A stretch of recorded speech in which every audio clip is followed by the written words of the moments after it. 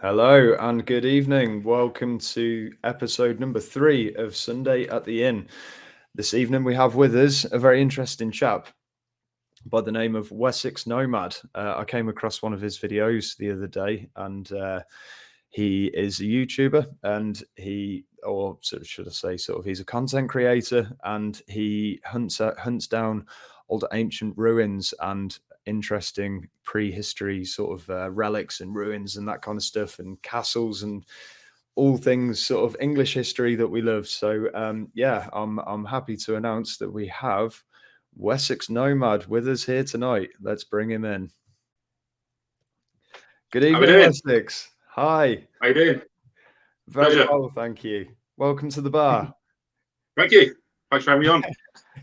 No worries, no worries. No, it's an absolute pleasure. As I was just saying, I came across one of your videos the other day. I'm not sure where, but had the pleasure of watching it, and you were hunting down these ancient ruins, and I was like, I've got to meet this guy. I've got to talk to him because he's, not only is it really in tune with what the INN is about and preserving our history and looking into that and being aware of who we are and where we come from and the people that we are. It just really struck me, and I've got quite a personal fascination with history and prehistory and sort of mythical times, and it seems like we we have the same sort of interest on that front. So it's absolute pleasure to have you here, mate. That's really kind of you to say. Compliments like that really make what I do worthwhile. So I mean, like partly the whole point of doing what I do was to sort of, I guess, build a bit of a tribe, a bit of community of people who are like-minded, and it seems to be working evidently. So thank you. I really appreciate that. That's really kind. Yeah, well, I think everyone recently has had this feeling, I think it's part and parcel really with to do with sort of lack of funding with these things. I mean, I spent the best part of 2020 going around Welsh and English castles that are, scattered all over the country, and it's as fascinating as it was also really heartbreaking because there's only a few of these that got sort of lottery funding and were actually sort of, kept to any sort of decent degree. But I mean, so many of them that you go to, they are really falling apart now. It's a matter of time now before these things are completely gone. And I do get it. It is expensive to do these things, and it's hard, technical sort of work to do. But still, I think it's something that should be looked after better, really. Yeah, absolutely. I mean, these are very significant factors of our history. Even if they are like a Christian church or a castle where a certain battle happened that was to get your people of our land or something like that, it's still a very big part of our heritage. And like you said, I mean, this is this visiting these sort of sites fills you with awe, inspiration, and just vitality in general. It sort of gives you that sort of uplifting, transcendent motivation, I guess, to pursue in this very dark times we have. We look all around us, and society is decaying away. So I mean, like when I visit these places, it's not so much escapism. It's more of a case of like a reminder, just sort of step in the same places that your ancestors have stepped. Like for example, in those church ruins, when I was walking around them, I was like sort of like stood there, sort of envisioning what this was like as a whole actual church with the community thriving around it. And this is what their contributions to their society has brought me onto the world, essentially. So like I said, it's heartbreaking that more and more these places are getting ignored, neglected, and people just aren't interested. It's quite sad. I mean, like, you got to love it when you're normally at work. Say, what you doing the weekend? Oh yeah, I fucked off a 2-hour drive just to look at a little bit of a church. It's like, what the fuck? Why'd you do that? What, you're weird. It's just like, I love being a weird, and it's a blessing. One of my key pieces of advice I give people is like, be a weirdo. right? We're not the That's back. what I say. I say you all laugh at me because I'm different, and I say I laugh at you because you're all the same.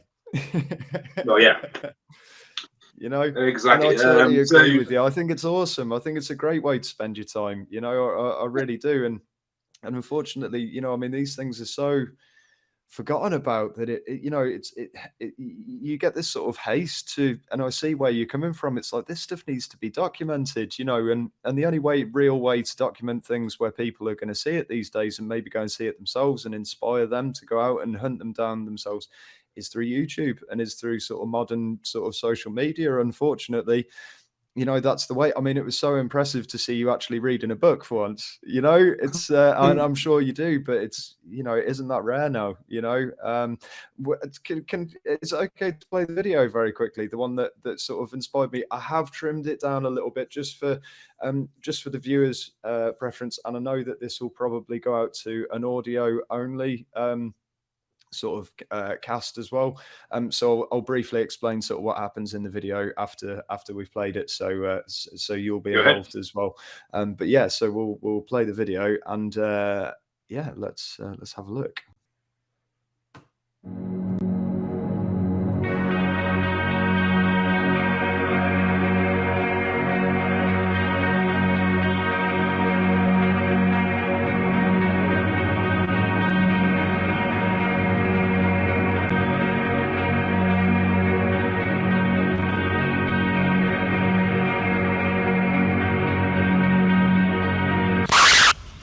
Yeah, I'm a bit lost, so I'm just trying to work this out a minute. Bear with me. Okay, so this chapel was a part of a medieval village called Stretta, or Stret. And it's been left to ruin since around 1545. Again, what I've seen online, the pictures I've seen, and what I've read up about it as well, because I first came across about it in a book about church ruins in Britain. It really did look very enchanting. So yeah, this I'm already quite excited. I mean, like, it sort of reminds me of St. Brenno's, where you've got to park your car a good 2 miles away and then walk, and then you're rewarded with that beautiful tiny church.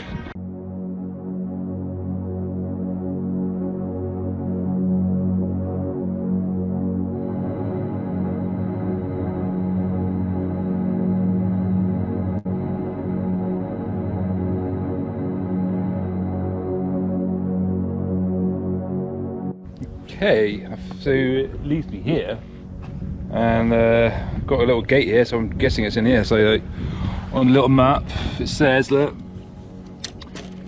Chapel Coppets, that's the chapel we're after, so let's head on in. Let's hope for the best. Let's go.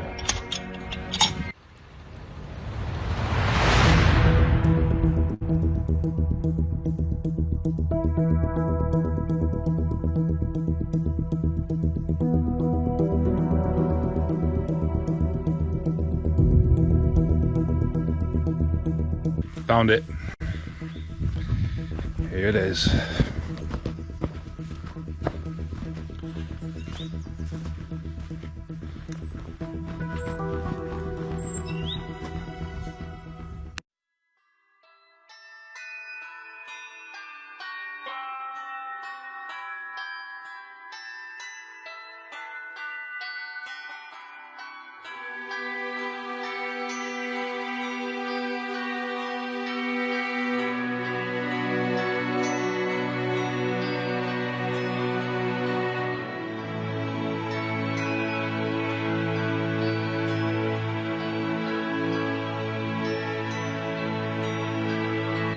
Okay, and we're in. It's incredibly peaceful. I mean, I can hear some machinery in the background, but otherwise, yeah, you might be able to hear that. Otherwise, it's just the stream, the birds, and here I am stood in a ruined chapel from the medieval times. So it seems that this is all that's left of the main structure. We have a little altar here, where other rings have been left. So I'm assuming this could be someone's relative. And we have coins, bracelets. But the most striking thing here is this cross.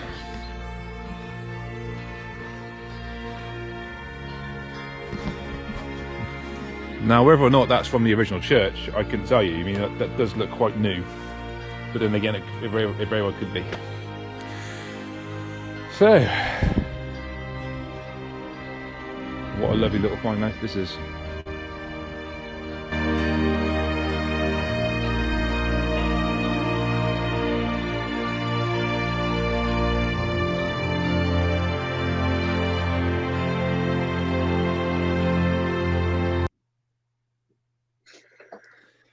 And there it is.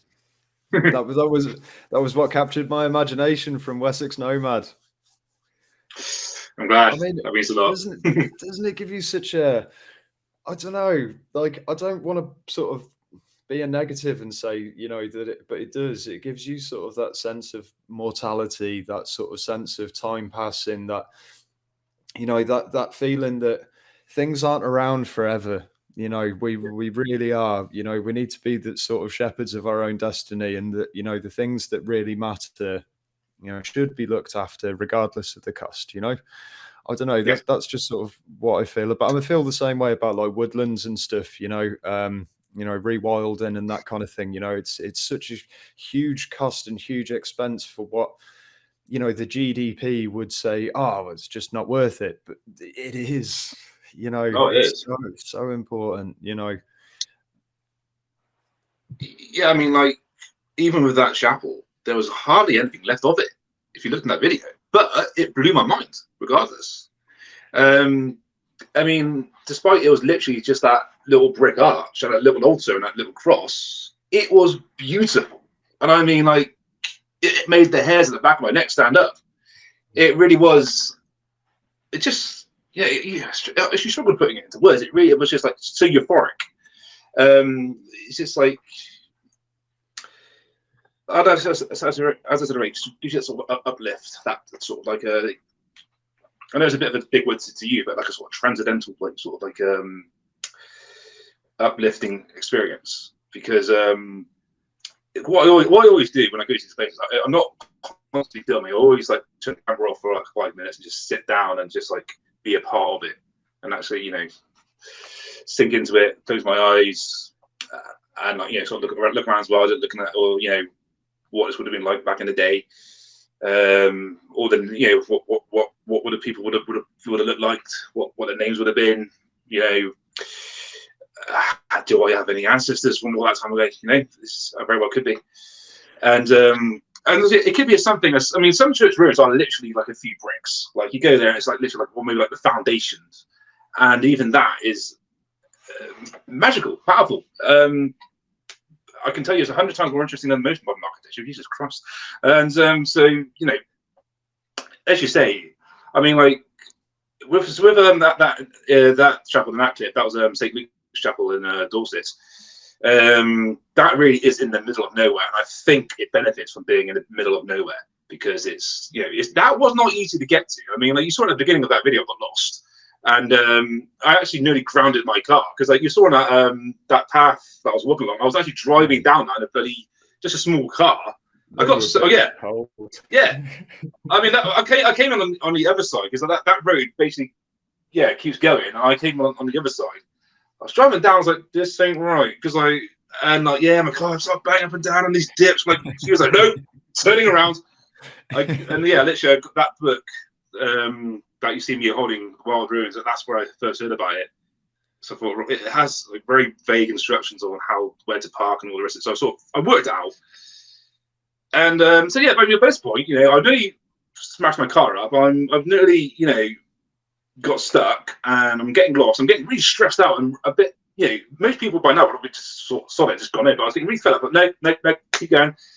And I didn't realise how long of a walk it's going to be until I got there. I mean, I parked my car up by the coast and I started walking. I thought, right, how long is this going to take? It's like, It was like half an hour. So okay, I mean half an hour was nothing. I mean I did the 3 weeks challenge back in November, so half an hour what's that? But still, I mean at this point I was getting a bit like I was going to get to the bloody chapel. And when I got there, though, totally worth it. I was like all again times 10 just to visit that chapel again. You know. But it's half the adventure though as well, which is like you say, it's good. You know, if it's it can happen a lot of the time. We do a lot of climbing, or at least I used to. I don't do it so much anymore. My hands are just too broken, really. I used to do a bit. Anymore. I used to do bouldering back. I haven't done that in Did years. you? Not since. I haven't done that since before COVID. Same sort of thing, yeah. So you'd know then when you go and try and find these sort of famous boulders to climb, it's the same sort of thing, isn't it? You know, you just get these like enigma kind of messages how to get to it, and you know, oh, there's this bush, and then there's a sheep on your left hand side, and then you know, and follow your nose, and you'll find it eventually, sort of thing. Well, admittedly, I only ever done like indoor bouldering, but you sort of get that sort of same sense, like you know. With something with climbing or indoor bouldering, like you really have to really like it gives you that sort of sense of danger. Like if you fuck this up, you're fucked. Yeah. We used to do some pretty crazy stuff back in the day, like multi pitches and all that stuff, and yeah, it was really cool. I'll show you some photos sometime if we maybe we'll do a part 2. We'll talk about some climbing and stuff and whatever. You know, it's. Not that much an experienced climber, but an experienced hiker, so we can talk about that. Brilliant. Awesome. No. Sounds good.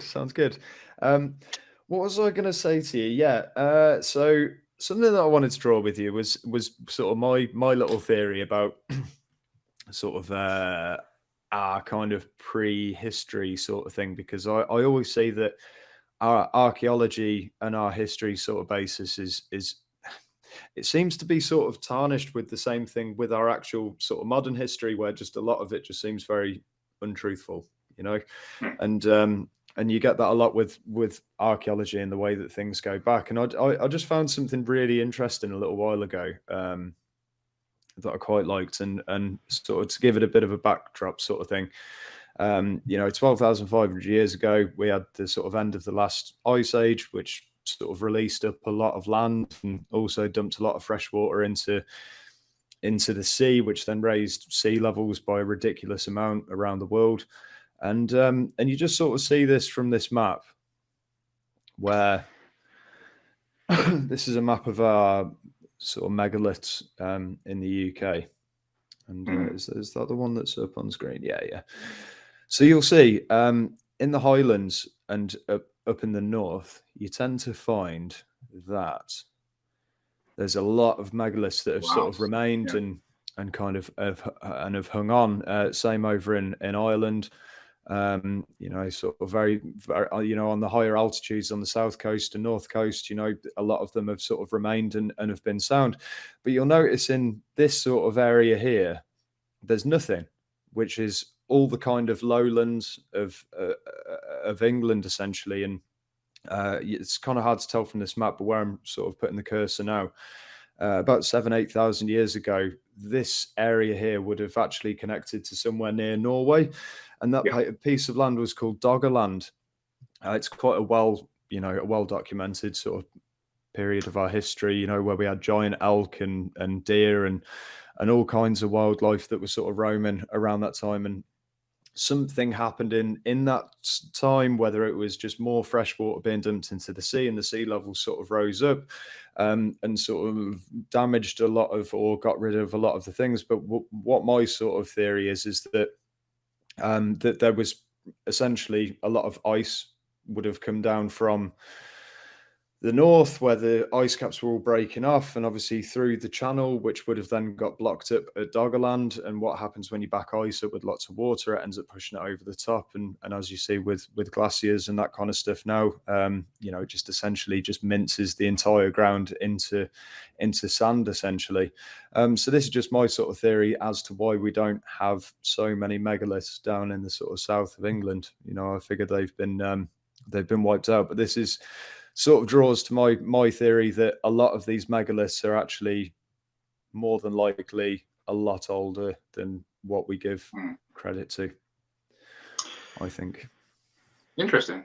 I mean, obviously, you've got to remember that obviously when the Roman invasions and the Saxon invasions in England, because obviously the Romans didn't touch Scotland, so that could be one reason as to why there's so much up there. Whereas obviously down in England, there's not that many that they could have been destroyed by the Romans. Possibly by the Anglo-Saxons when they invaded as well. Because if you notice, I noticed as well that the megaliths that we do have are in Cornwall, where obviously where the Celts were pushed. So that could be another reason. So yeah, and there is, look down here, yeah. So you would say sort of the introduction of Christianity sort of thing, and a lot of these megaliths maybe being attributed to kind of more Druid sort of pagan sort of practices, and they would have, man, definitely. That was the first thing that came into my head when I saw that map, because I know it's like you got Scotland that didn't have any like sort of Roman influence, little effect from the Roman invasion, and obviously in Cornwall, obviously during the Anglo-Saxon invasion, the Celts were pushed into Cornwall, and obviously. That's probably why they still got megaliths there. Still, they weren't obviously tampered with by any significant invasion throughout our history. So that could be another reason as well. But what you said is also what you said as well is also very interesting. Yeah. Well, it just gets to me. I don't know. I just sort of think, water follows the path of least resistance, doesn't it? And you just sort of see as the lowlands, as everything sort of gets lower, you sort of get less and less and less sort of thing going on. But absolutely. I mean, I'd to be honest with you, I think your explanation is far sounder. That it does make sense, doesn't it? That entire region of would have been no, it wouldn't have been Wessex. Wessex was over here, wasn't it? But Wessex was a bit more further down. That would have been sort of like Mercia sort of area, I think. But I mean, like you said, cool. I mean, like, sorry, go on. No, you carry on, mate. No, I was going to say, because like a lot of very, very significant historical places like I go to are like on hills anyway. Like a couple of videos ago, I did a video on Devon's smallest church, and that was built on a volcanic tour. Now, as we've got that really beautiful church, which is probably my favourite one in the series I do. But prior to that, it had a hive of pagan activity. I mean, these are lots of. Even though they may not look that as much there, any sort of high place, especially like if it's really rural, chances are they had a hive of like pagan activity back in the day. And obviously, when the Christians, when this country became more and more Christianized, and they would build their churches on top of that. There's actually, like for example, where I live, there's a hill nearby that has a ruined church from just after the Norman conquest, and historians say they would have been like pagan activity here because it's obviously it's on the hill, it's right next to the sea. So I mean like with these high places, I mean like as you said, even in the lower places, there's nothing. But even like in the local areas, like of the if you can find a hill, it probably is more than just a hill. So there is stuff out there.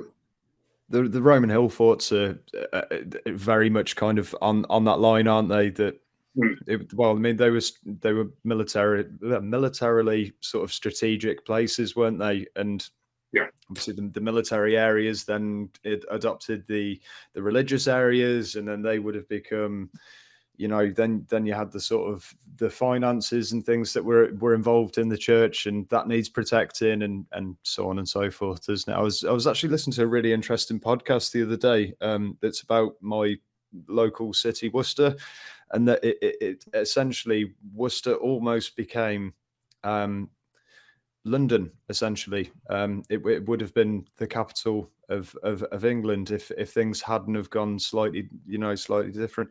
So are you there, mate? Can you hear me? You've frozen up a little bit. Yeah. Oh, you're there. Oh, I'm here. I think it's just your video that might have dropped out a little bit. Okay. Let's see. But well, that's interesting. I've never heard of that theory. Audio anyway. But because it was essentially a lot of the money and commerce. Well, essentially around 1300, there wasn't really so much in the way of sort of cities and there wasn't the sort of the network that was sort of required that we have today. Of course it didn't, but at this time they were essentially trying to get all of the people, the fishermen, the tanners, and all that kind of stuff to come into the cities to be able to sort of, conglomerate that wealth and to be able to work as sort of trading towns. And the thing was with Worcester, because it was so far from any of the shores, because it was in the heart of England, it's very difficult to raid. So they found that it was essentially like a really good vault area. So that was kind of what went on back then, and yeah, and it very, very nearly became sort of the the sort of the hub of England, I guess. But yeah, it ended up getting moved down to London. That's really interesting. I never heard that. Okay. That's very cool. If you look into there's a guy, Jamie Jeffers, his name is, it's called the British History Podcast, and he goes right back to to anything that we sort of have any evidence of, back to sort of archaeological stuff that was like 8,000 years ago, that sort of stuff, any kind of understanding, and then ends up moving forward through time sort of chronologically, and then goes into sort of all Bede's works and backs up everything that he does on his podcast with transcripts and everything that he's read along the way. So you kind of get to follow him on the journey along with it as well as he's learning, which is really, really cool. I really like that podcast, so I massively recommend that to anyone. Yeah, going to definitely check that out. That sounds definitely right on my street. So 100%. Thanks for that suggestion. Yeah, he's a cool guy. He's done really well with it as well. He's actually an accountant, so and tried doing the podcast, and it just blew up for him and did really well. So yeah, congratulations to Jamie on that one. I don't know if he'll appreciate a man like me sort of recommending him, but hey, it is what it is. Well, yeah, it can't really be helped, can it? So, he's whether he means to or not, he's doing a great job for us. Which is great. I mean, I always find that anything sort of tagged with 1900, I always find that it's too close in history to be. It's almost too familiar to be mystic to me. Do you know what I mean? But like anything that goes into like 1800, anything below that it really grabs my attention. And then as you go further and further back, my interest gets like exponentially more kind of like eager to learn about it all, and every time that something new comes out in the archaeology pages and things, I'm on it like I'm on it like a dog with a bone. I really enjoy all that stuff, especially with regards to pagans and pagan finds and sort of early stuff like that. It's really, really interests me. Yeah, 100%. I mean, today I actually filmed a video in Wiltshire, and I started off the day in a 3,000-year-old Neolithic tomb. So did you? Yeah. Wicked. It's actually quite it's actually quite a little buried, that video. I started off going to I might as well tell you, I might as well give it away because obviously I think the video I made will be out before this. I went to a place called the Devil's Den. It's basically it's a dolmen, and again, what I love about it, in the middle of nowhere. I like places that are in the middle of nowhere, right? Because I've got, especially when you've got that, that drive to, the audacity to go to these places, just because, it is easy to get lost because they are, like I said, in the middle of nowhere. I literally, it was in a book that I got about pre-Christian sites in Britain, and so I found instructions. So someone wrote a blog about it online. I literally followed that instructions to find it. I found it, and literally in like a sort of little valley, was this dolmen, and there was no one around. It was just me and the dolmen, and it was stunning. So, and again, it's being in these sort of places give you that different sort of view of Roy that you don't get in a church. It's a different sort of spiritual connection. I think it makes a big difference when you haven't got a queue of people waiting to take selfies as well. It really does kind of ruin. I mean, I've spent quite a bit of time up at Thor's cave a little while ago, and we actually went up there. It's meant to be sort of an INN day, but because of the signal and stuff, we ended up getting lost. I ended up up at the top in Thor's cave when they were down in the car park. When I came down, they were on their way up, so it just kind of happened like that. But I mean, it was for a few moments there. I had like the whole place to myself pretty much, and it was it was amazing. You know, it really is Oh such yeah. an awe-inspiring place.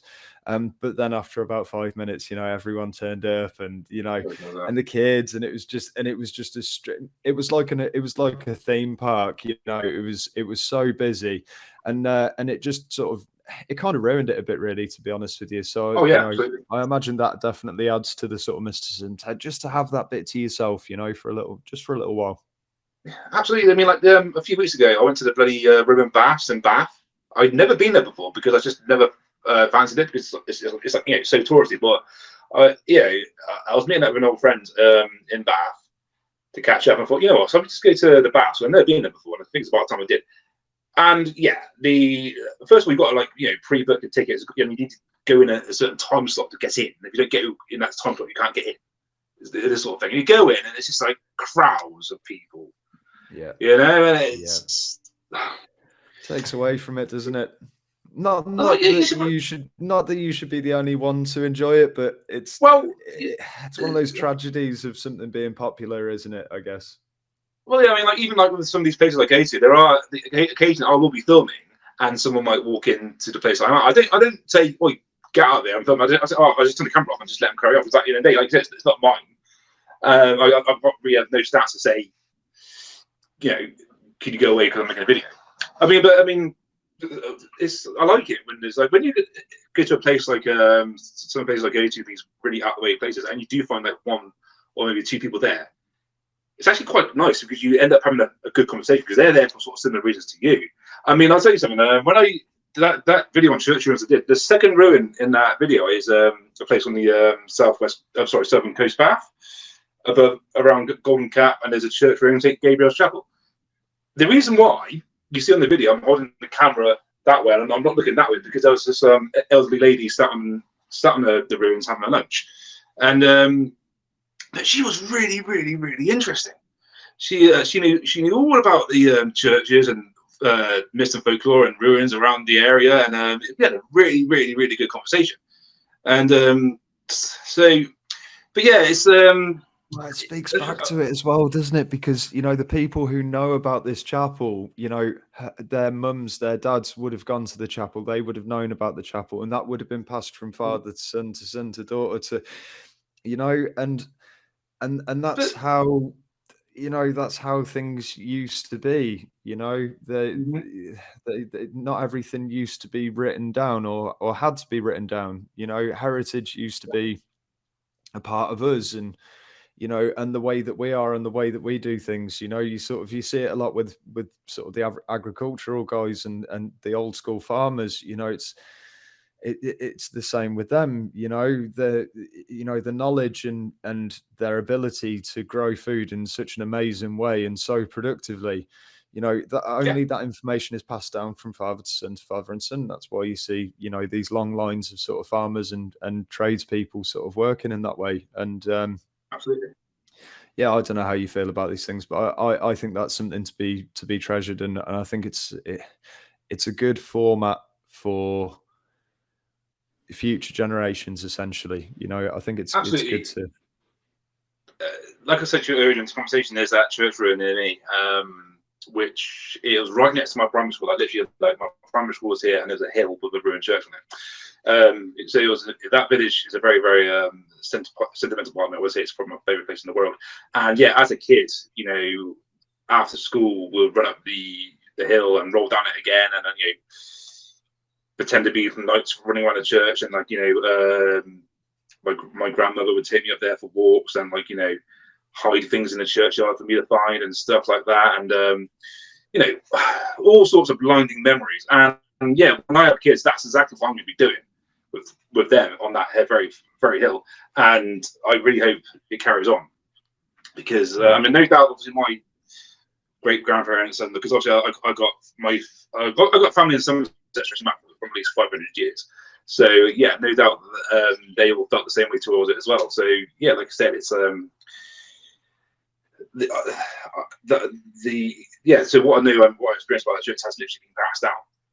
And like you say, I think as we're getting more and more industrialized, it's becoming, people are just sort of detaching themselves from these very, very vital parts vital parts of ourselves, and it's quite, it's sad.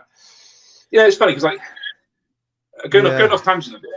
Going off tangent a bit. And this specific hill is on the edge of this town. Right? I know people that have been living in this town all their lives who are like in their 30s, in their 40s, who have never been up that hill. Yeah, it's just like, why? Yeah. Oh, it's just a hill.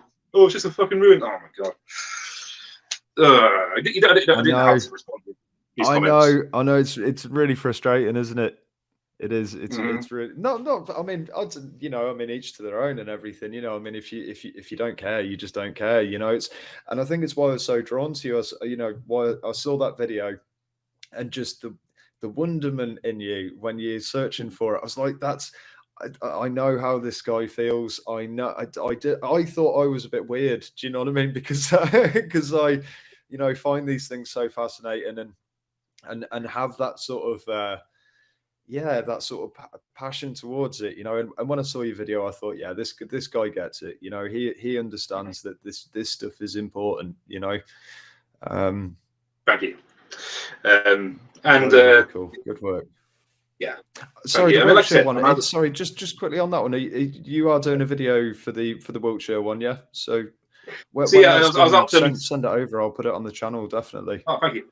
Yeah, I was out filming it today. So it starts off with that dolman, and what I did, I parked right next to a church, and I thought, well, when I came back from the dolman, I thought, well, something I must check out.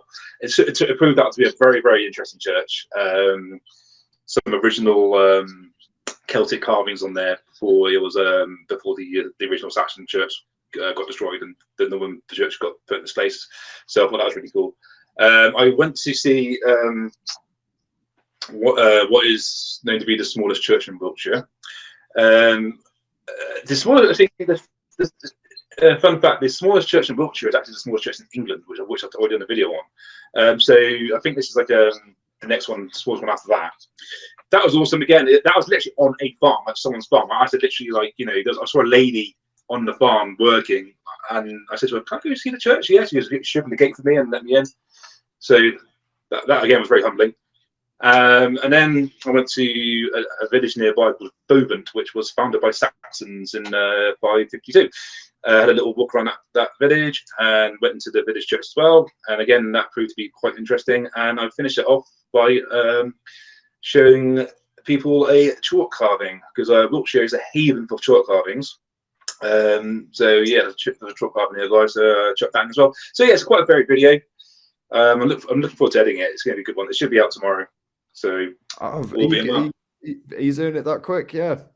Because your editing skills are really good. I mean, it's thank you.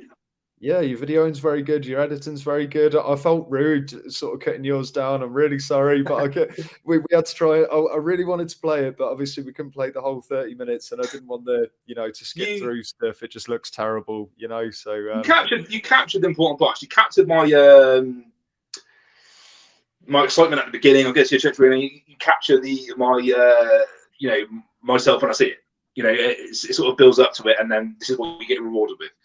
I didn't mess about my editing. I get the footage and I'm sitting down, either editing it that day or editing it the next morning, because being the very sort of creative person I am, I hate sitting on things. Yeah. So I like to get things done. Like, if I make a video, I want to get it done. If I write a song, I want to get it done. And, it works like that with me. But yeah, I started this channel at the very end of October 2022, only like a few months ago. Prior to that, I'd never edited a video.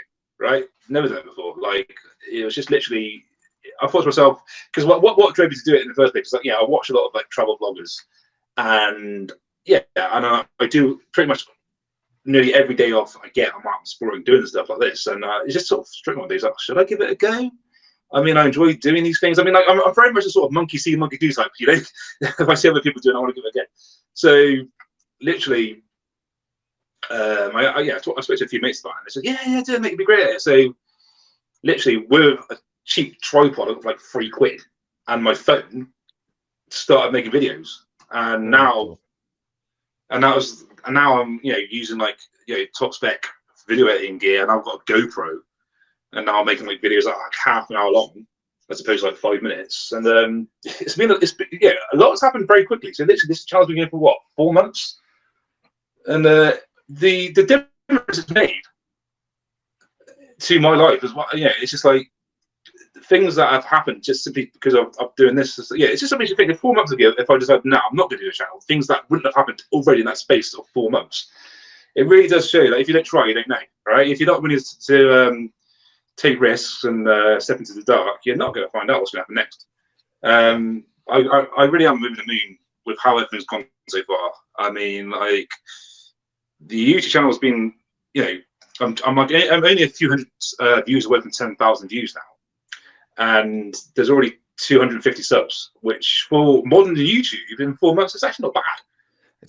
So especially today, I mean, with the way that everything's split up now, I mean, YouTube is almost dormant to a lot of grown-ups now, but yeah, absolutely, you're doing really, really well, mate, and it's really important work, regardless. I mean, it's the same sort of thing with this. We accept that we're quite small and whatever, but if it takes someone's interest and someone's a little bit inspired by what we do, then brilliant. I mean, if we just even if we have one person that sort of goes off and goes to find an ancient ruin for themselves, that's brilliant. Exactly.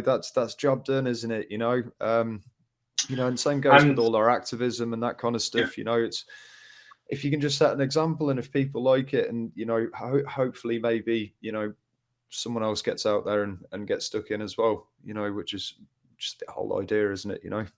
That's the whole idea. And I get people commenting on my videos saying, like, how much they enjoy it, how much it's motivating and inspiring them. I get one particular guy who seems to comment on the last few videos very enthusiastically, saying, I think he's like disabled. I'm basically saying, like, thank you so much for doing this, because if you would do it, I would literally not see these places. And it's like, wow, that is such an awesome compliment. So I'm having that sort of importance in someone's life. Yeah, it really is. It's wholesome. It's humbling. It's it gives you purpose, which keeps you going. Definitely. And it's not just. And it's not like an ego thing either. No. I don't see it like that at all. It's like, I don't know if you're aware that this is completely off topic, but it's another one of my big interests is I'm like really into my homesteading, gardening, and growing. I'm trying to get more and more involved in that. Yeah. Try and be as self-sufficient as possible before we all starve. And there's a guy called Charles Dowden, and he's like a legend in the gardening world. I mean, he's a bit like Alan Titchmarsh, I guess, but probably a little bit cooler. And the thing is like, if you ever comment on his YouTube videos, and I did the other day, and I said, look, Charles, thank you. Like, you've inspired me so much to get out there and do my own thing. And I'm combining loads of different techniques like Hugo culture and no dig and a bit of Korean farming with, fermented plant juice and that kind of stuff.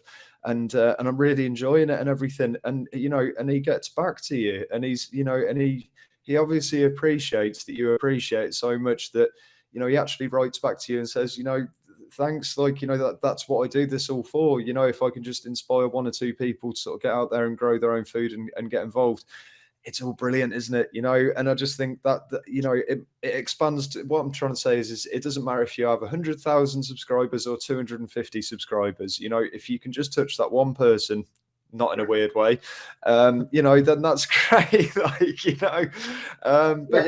But I think it's about that time for me, because we are in a bar. So I think it's time to crack, isn't it? I guess. Crack on. There we go. Lovely stuff. He's got his Spitfire. Beautiful. I'm only 3/4 of the way into it, and you just started. I had to have a coffee first. It's been a long week. We've been waiting for this Sunday evening for a long time. It's good to have on with you, buddy. It's been an absolute pleasure so far. But yeah, I mean, like you said, I mean, I think what's kept making me do these videos more and more and more is the fact that, like you said, from the very start, I'm getting so much support, and even I am only you know, in the grand scheme of things, you've got some like YouTubers that do what they do, like in the tens of thousands or hundreds of thousands of subscribers. But I mean, it's like the fact that they've got that much subscribers and I got so little doesn't put me off just to keep going. The channel is growing. I have no doubt that I reckon by the end of this year I could probably hit 1,000 subs. But even if I don't, I'm still going to keep going.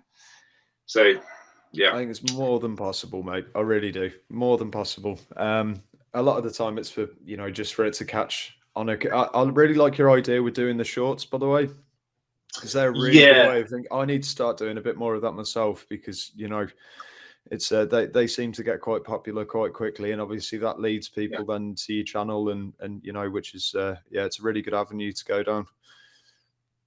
Yeah, it's definitely worth doing. I mean, like last week I made like a small handful of shorts just to sort of like, promote the videos I've done, because obviously there's the way the algorithm works. I mean, it's different to how the actual full-length videos are shown on YouTube. So I mean, like literally, like these videos, like you put them on and like you give it like a couple of hours and they've got like 800 views already. You know, so so I mean, like I had one short that's hit like 3,000 views, and it's not even a good short. It's just literally me like a 10-second clip of it in the church. So I don't know how that happened, but I'm not complaining. So it's worth doing. Definitely worth doing. Like just condense your videos down to like a minute or 15 seconds or whatever, and just urge people to come to your channel. Like at the end of the shorts, I've got like a little like thing saying that will be on YouTube, subscribe, and it works. So yeah, definitely. That if anyone here wants to start a channel, that's a really good way to just give it a bit of a head start. Yeah, in the beginning, it helps. Absolutely. Yeah, as I say, we'll try and share as much as we can as and when it sort of comes through, because I'm a massive supporter of your work. I think it's really, really good, and you know, obviously with the Independent Nationalist Network, we are a sort of political activism kind of organisation, but that's not to say that this is politically motivated on this particular stream, and it won't be in the future. You know, we're all about just talking to interesting people, having an interesting conversation.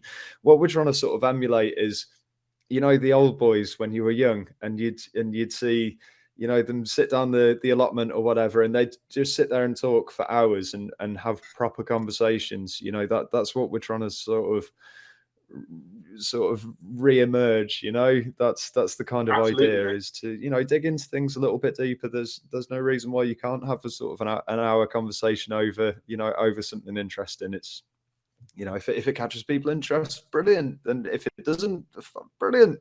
You know, either way, it's but I'm sure it will. What was I going to say to you as well? Upcoming plans.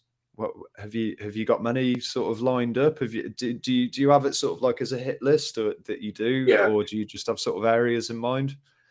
So yeah, there is a list on my phone of ideas. Like when I get an idea for a video, I squeeze jot it down. So I'm going to continue doing the. I do like a little series of videos on my channel, Britain's Smallest Churches, because I've got a really big interest in small churches. I find them really quirky, and I find them like very humbling and wholesome. They've always generally have got a very interesting sort of story to tell.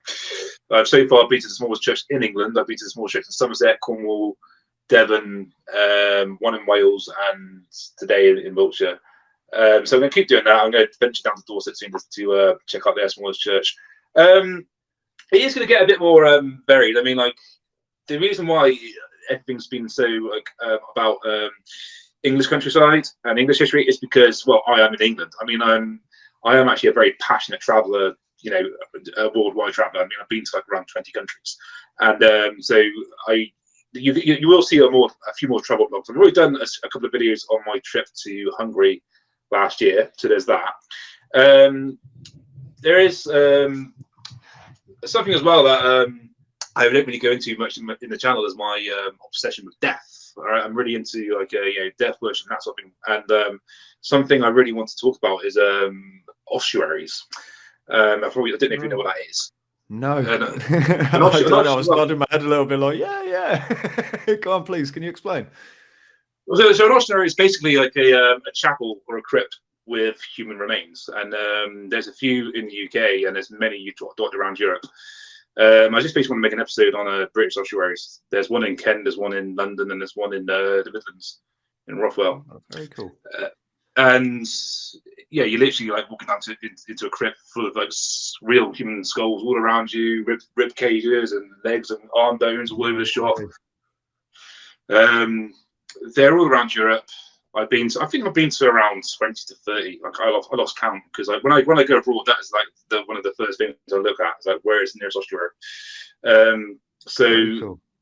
Yeah, I want to bring that. I want to bring that into the channel as well. Hope to not scare too many people off. It's all interesting. Lots of hiking videos. I'm a passionate hiker outside the channel as well, so there's going to be more hiking videos. And yeah, just more travels abroad. And you know, I mean, the reason why up to this point you see so many churches, because like people have asked me like, yeah, you're a channel that does videos on churches. Like, no, that's not what this channel is. It really frustrates me. It's like, this is not a church channel. It's a heritage channel, right? And if it's like, yeah, or a history, a travel channel. And like, you know, as I said in the runes video, traveling and history go hand in hand, right? You can't be passionate about traveling and not be passionate about history. It's absurd, in my opinion. So, as a passionate traveler, I go to these places because it's historic, it's interesting, and obviously when it's England, it's part of my heritage. So that's why I see it so much. But yeah, the reason why there's so many churches is because obviously when I started the channel, I just basically went to all the sort of like local interesting churches around me, like Saxon churches, medieval churches, just to get the channel rolling, basically. Because when I realised I can edit a video, I sort of got a bit obsessed and sort of went around all the churches like, yeah, look at me making videos, we're a YouTuber. And so that's why up to this point there's been so many churches in my videos. But I'm not gonna not make videos on churches. I mean, if people get misled into thinking that this is the church's channel, well, then I'm not gonna purposely make videos about other subjects just to prove them wrong. It's just what will come will come. I mean, I'm not necessarily trying to fit into any sort of algorithm. You know, I mean, people have suggested to me, like, I do a monthly episode called Wise and Wisdom, which is basically where I basically talk about the month's just past, reflect on it, and give advice and goals about, you know, getting outside comfort zones and traveling and things like that. People said to me, you should do it on a separate channel because it's a different topic, but nah. I mean, I want to keep it all sort of in one thing. So yeah, like I said, there's no real algorithm. What will come will come. But for now, and if we're talking about the near future, it's going to be pretty similar to what we've got now. More church ruins, more small churches, more pre-Christian sites when I can, and hiking videos. I mean, I haven't really got any travels abroad plans yet. But that video on ossuaries, that I got to plan that a bit because they're all very far away from me, the UK. So yeah, I'll plan that out. And it's basically, I'm not going to stagnate. There's going to be frequent content. So yeah, I'm not going anywhere anytime soon. So it's all good. I'm really I'm most certainly looking forward to everything that comes out, man. I mean, do you want to give your channel a quick plug, and we'll sort of wrap things up a little bit if that's cool for you? Sure. So yeah, you can find me on YouTube. Just search for the Wessex Nomad. I'm on Odyssey as well. I'm also on Instagram and Telegram. Those are the online sources you'll find me on. For now, I'm never going to go on Facebook, and I'm never going to go on Twitter because they suck. I can't agree enough. We're banned off both of them already, and we didn't even do anything wrong either. I nearly got banned off YouTube the other day for one of the most gentlemanly conversations I think I've ever had. I still need to watch through the video to find out exactly what it was that we did wrong. But yeah, unfortunately, it's just the world that we live in at the moment, isn't it? That I've already thought. I mean, I've actually just got an EPC, and I didn't actually. I actually lost the videos that I made on my laptop, so I have to go onto YouTube and download them all again. And I've already made a plan. If I do get banned from YouTube or Odyssey or whatever, I don't know why I would, but you never know with YouTube. But if I do, I'm just gonna like keep making videos and just make them onto like DVDs. So yeah, and yeah, I'm not gonna stop. This is the thing. I'm not gonna always rely on a third party to do what I do. This is a mistake that a lot of people, especially in the sort of distant field, make. Like literally say, if the YouTube channel goes, that's it, I'm done. It's like, try harder. That's what I got to say. Yeah, absolutely. And there's, there are options out there now. Obviously they're not as sort of popular and whatever, but yeah, we can just keep doing what we're doing. I think it's so admirable. I really do, honestly. And thank you for all the hard work that you're doing. And And I hope you continue to have a great time while you're doing it as well, you know, because you can see that in you, that, you know, you thoroughly enjoy everything that you're doing, which is really great, you know. Yeah, I mean, the amount of passion I have for it doesn't make it feel like hard work at all. So yeah, as the saying goes, if you're passionate about something, it's never going to be hard work. So yeah.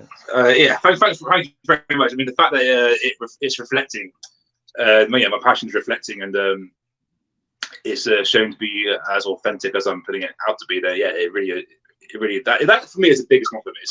It's authentic, it's genuine. It's like, this guy's really got the drive, the passion. Yeah, so thank you. I really appreciate that. No, thanks to you, buddy. You're the one, and I know what you mean. It's like this, you know. It's Sunday evening, and you know, I'm sure we could all think of better things to do, but you know, but I love this, and you know, I love talking to guys like you and people like yourself, and you know, and yeah, like you say, it doesn't feel like sort of work or taking time out. It's something that I enjoy doing. So it's great that our two things that we enjoy can come together, and hopefully everyone who's watching enjoys it as well. You know, so right, guys. So that was episode number 3 of Sunday at the Inn. Our good friend Wessex Nomad has come in to see us. So thank you so much for coming on. Again, you can find him on YouTube, Telegram as well. Have you got a Telegram channel? Yep. Yeah, Telegram. So yeah, come and find him. If anyone sort of struggles to, give me a message or whatever, and I'll point you in the right direction. But yeah, thanks for joining us, everyone. That was a really great show. I really enjoyed it. And if you come down to the Midlands, please drop in and say hello, and we'll go for a proper pint. 100%. I can't wait. It's going to be good. Fantastic. Well, thanks ever so much, Wessex Nomad. You're an absolute gentleman. Thank you. All right, mate. Take care of yourself. See you later, mate. Good night, mate. Ta-ra. Bye.